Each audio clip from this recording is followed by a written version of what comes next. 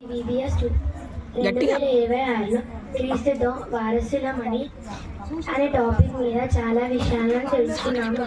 మేము first day క్రీస్తు యొక్క మనసుకు వారసులం అని నేర్చుకున్నాము. లూకా సువార్త 10వ అధ్యాయం 25 నుండి 37లో మంచి సమరయుడి గురించి నేర్చుకున్నాము. పొరుగు వారిని ప్రేమింపడం, ఆపదలో అవసరాల్లో ఉన్న వారికి సహాయం చేయడం గురించి నేర్చుకున్నాము. మనము నిత్య జీవానికి వారసులం అవ్వాలంటే క్రీస్తుకు కలిగిన మంచి మనసు కలిగి ఉండాలి. మేము సెకండ్ డే శాంతికి వారసులం.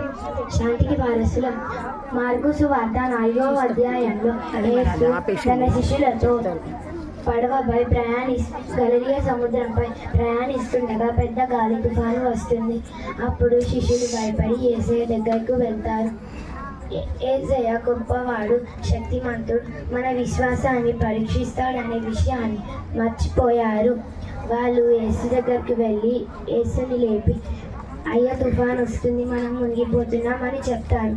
అప్పుడు యేసు వెంటనే లేచి గాలి తుఫాన్ని గద్దిస్తాడు. వెంటనే సముద్రం నిమ్మలమవుతుంది. మన జీవితాల్లో కూడా మనము శాంతి సమాధానాలతో జీవించాలంటే క్రీస్తును మన మనసుకు ఆహ్వానించాలి అని నేర్చుకున్నాము. Thank you. గుడ్.